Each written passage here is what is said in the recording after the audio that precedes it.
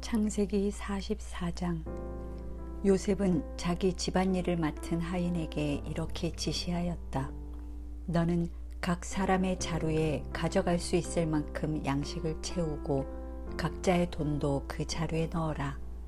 그리고 제일 막내 동생의 자루에는 내 은잔을 넣고 그의 곡식값도 함께 넣어 주어라. 그래서 그는 요셉이 시키는 대로 하고 아침 일찍 나귀를 태워 그들을 보냈다. 그들이 성에서 나가 얼마 가지 않았을 때에 요셉이 자기 하인에게 말하였다.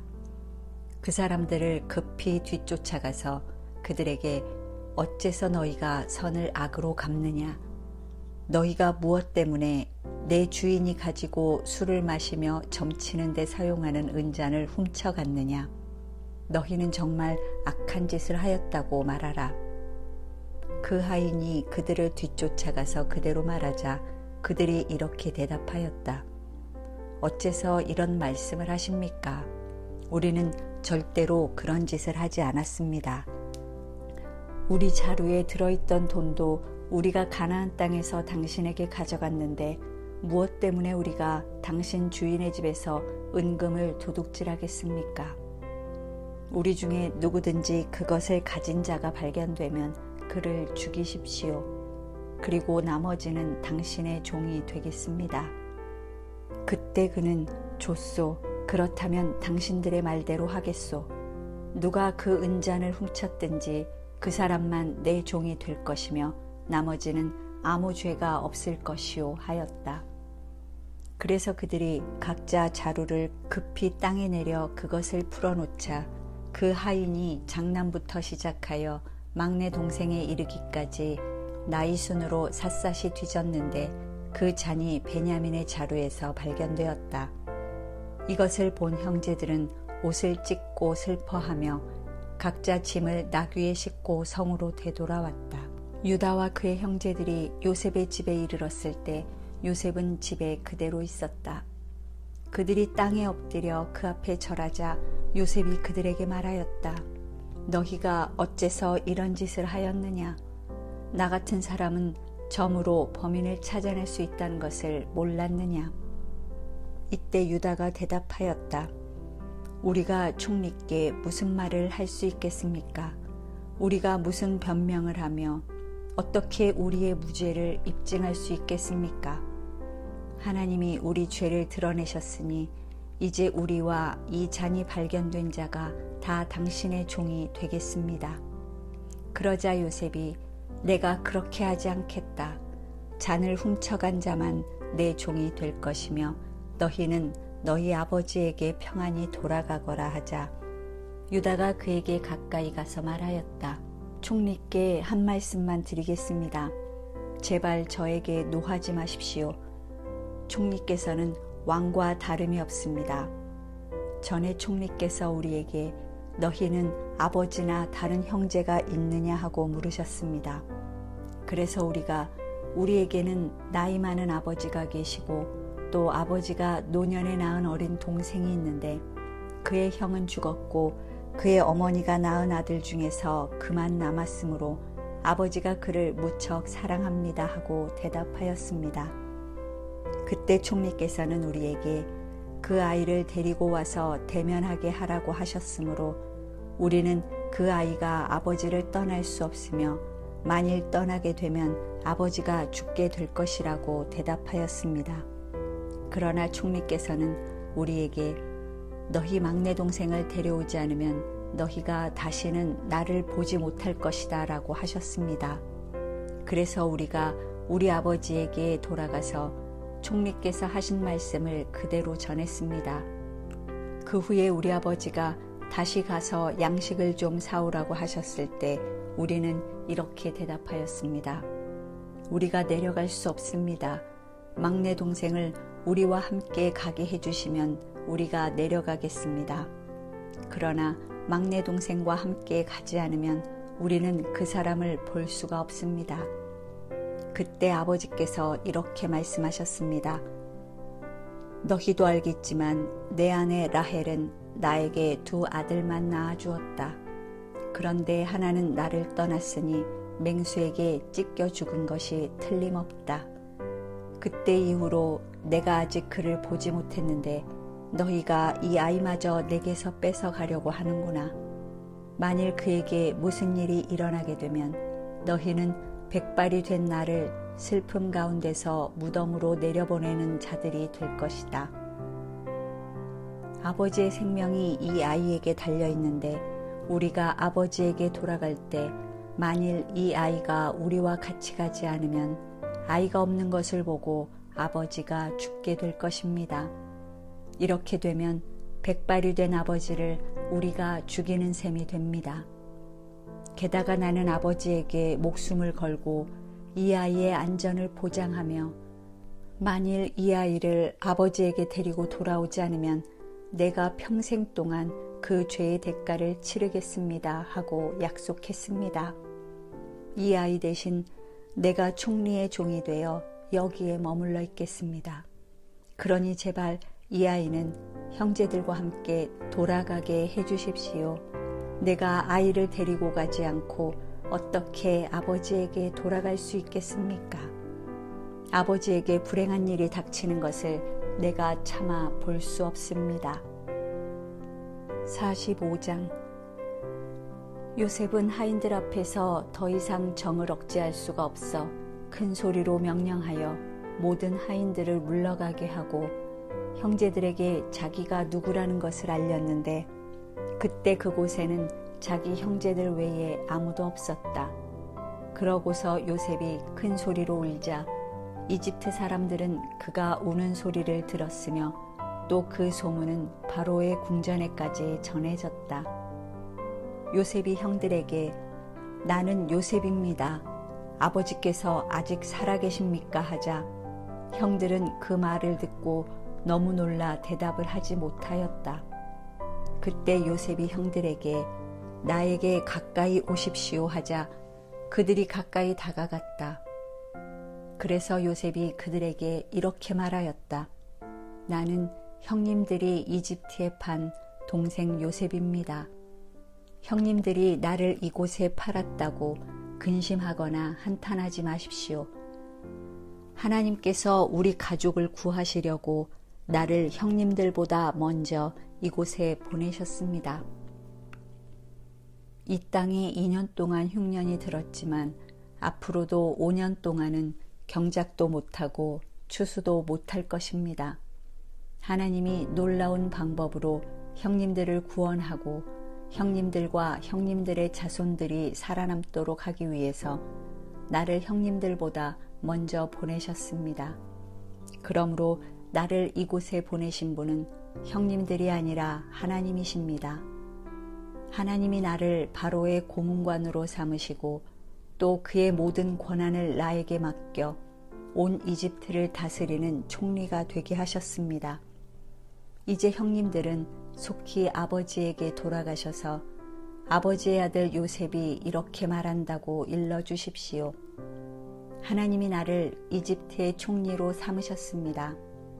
지체하지 마시고 나에게 내려오십시오.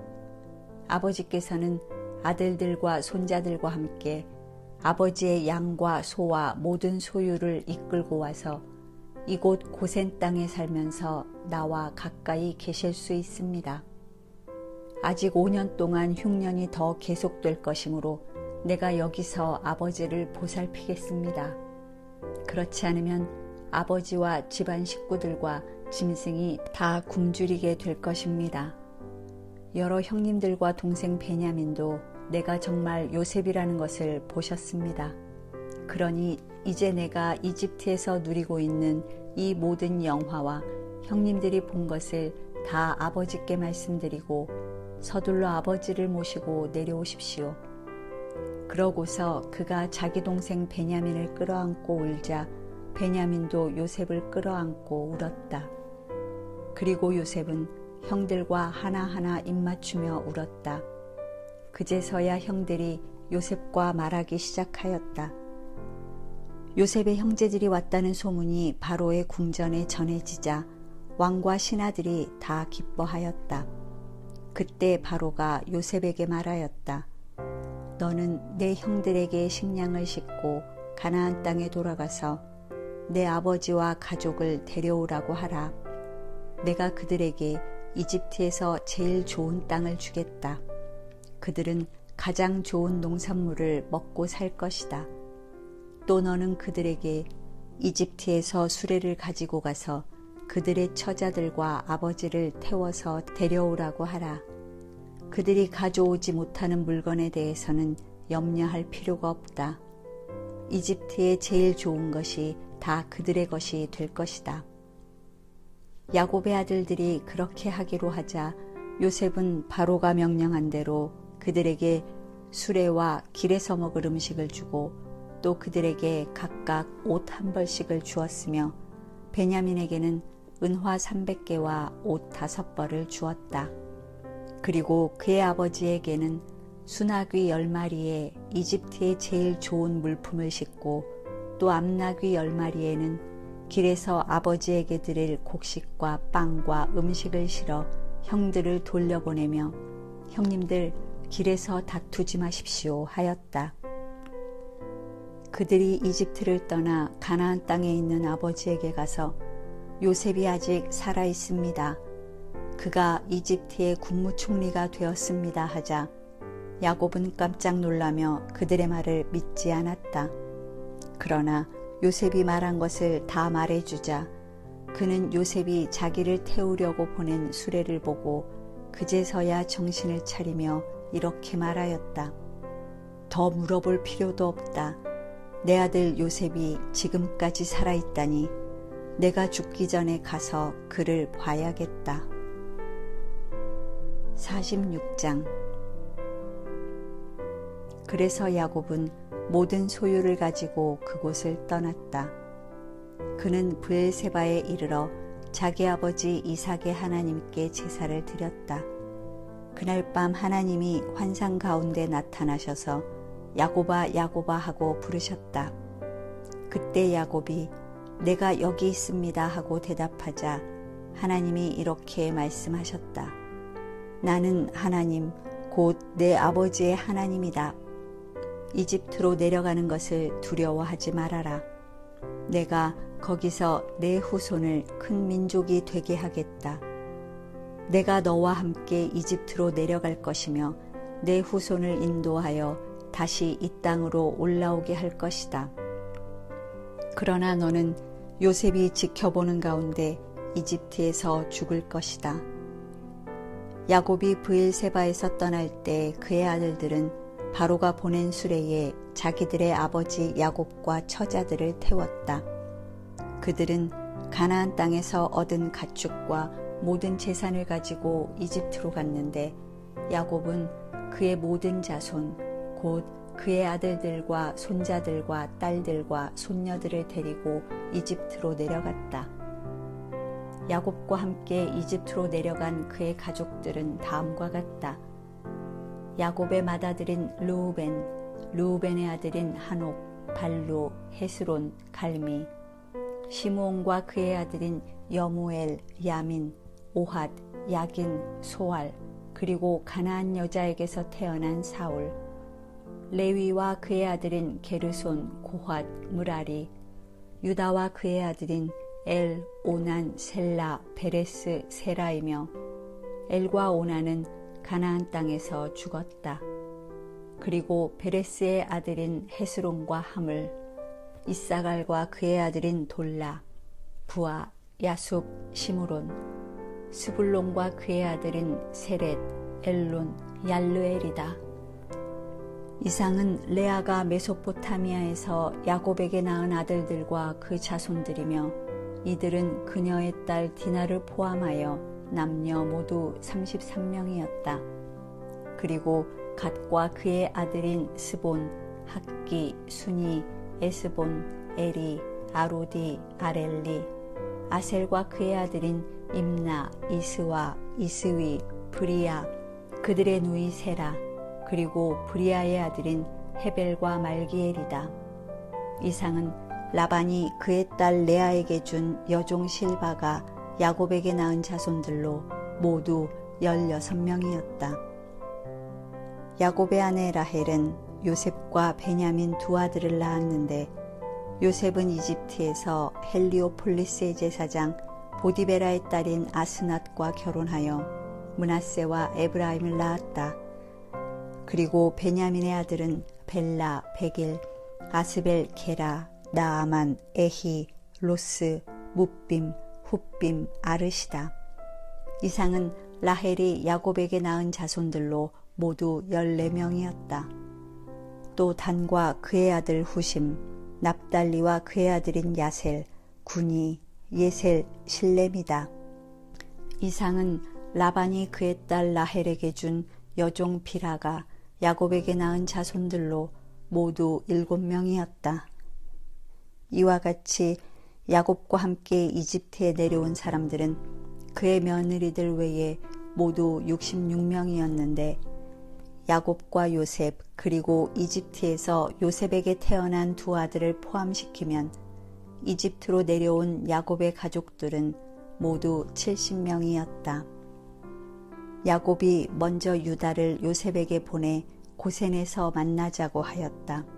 그들이 고센 땅에 도착하자 요셉은 수레를 타고 고센으로 와서 아버지를 만나 목을 끌어안고 오랫동안 울었다.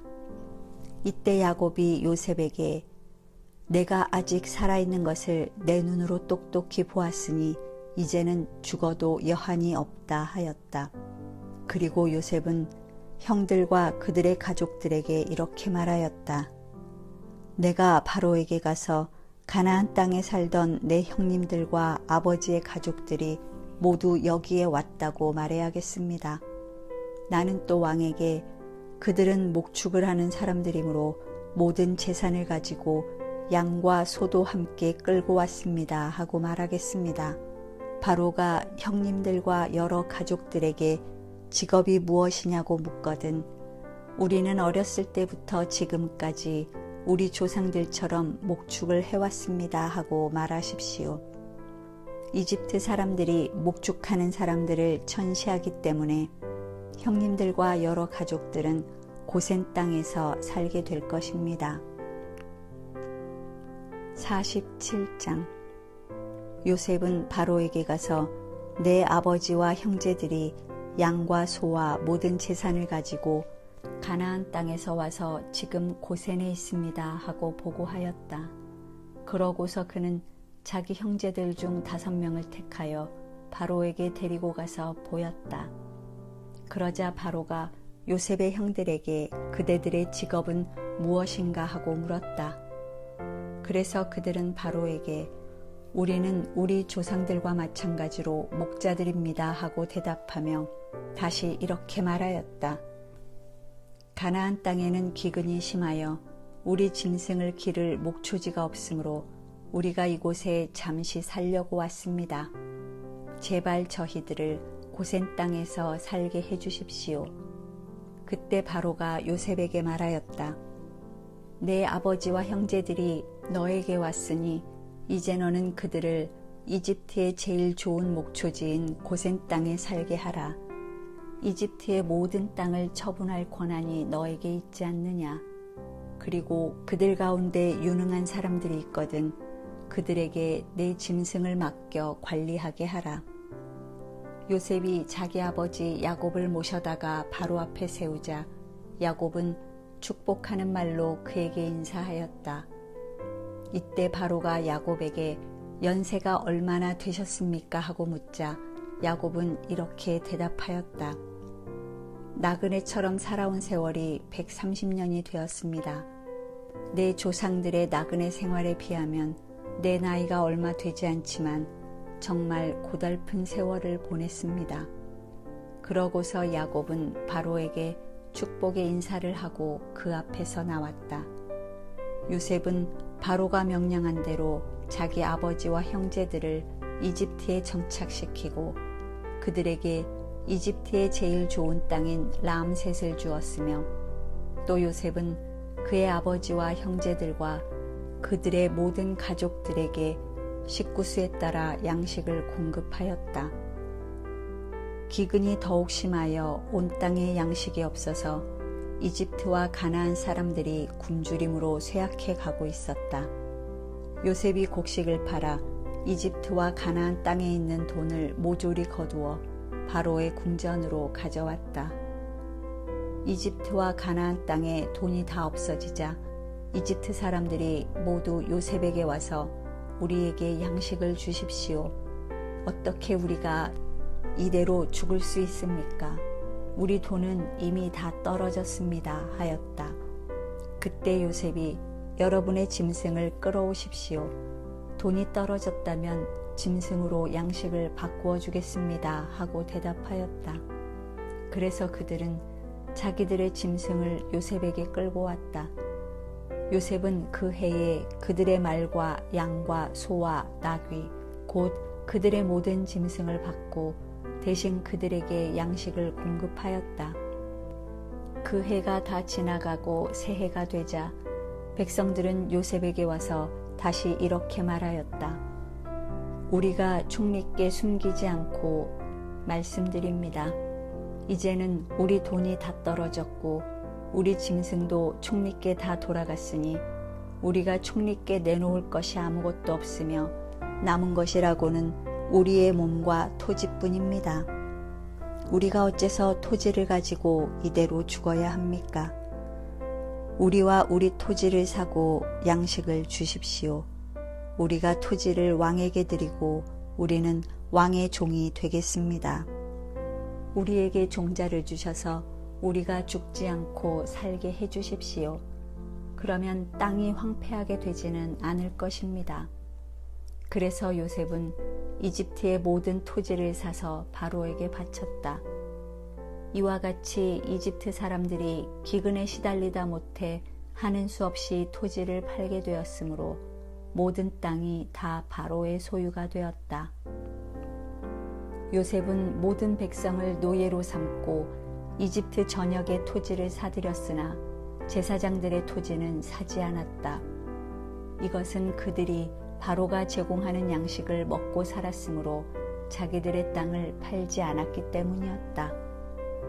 요셉이 백성들에게 이제 내가 왕을 위하여 여러분의 몸과 토지를 샀습니다. 여기 종자가 있으니 여러분이 땅에 뿌리십시오. 그러나 수확의 5분의 1은 왕에게 바쳐야 합니다. 여러분은 그 나머지를 가지고 종자로도 쓰고 여러분과 가족이 먹을 식량으로도 쓰십시오 하자 그들이 이렇게 대답하였다. 총리께서 우리를 살리셨습니다. 우리가 총리의 은혜를 입었으니 왕의 종이 되겠습니다. 이렇게 해서 요셉은 수확의 5분의 1을 왕에게 상납하는 것을 이집트의 토지법으로 정했는데 이 법은 오늘날까지도 시행되고 있다. 그러나 제사장의 토지는 왕의 소유가 되지 않았다. 이스라엘 사람들은 이집트의 고센 땅에 살면서 재산을 모으고 번성하여 많은 자녀를 낳았다. 야곱은 이집트에서 17년을 살았으며 이제 그의 나이는 147세가 되었다. 야곱이 죽을 때가 가까워지자 자기 아들 요셉을 불러 그에게 말하였다. 내가 진정으로 나를 사랑한다면 내 손을 내 허벅지에 넣고 나를 이집트에 장사하지 않겠다고 엄숙하게 맹세하여라. 내가 죽거든 너는 나를 이집트에서 메어다가 조상들이 묻혀있는 곳에 나를 매장하여라. 내가 아버지의 말씀대로 하겠습니다. 내가 그렇게 하겠다고 나에게 맹세하여라. 그래서 요셉이 맹세하자 야곱은 침대 머리맡에서 하나님께 경배하였다.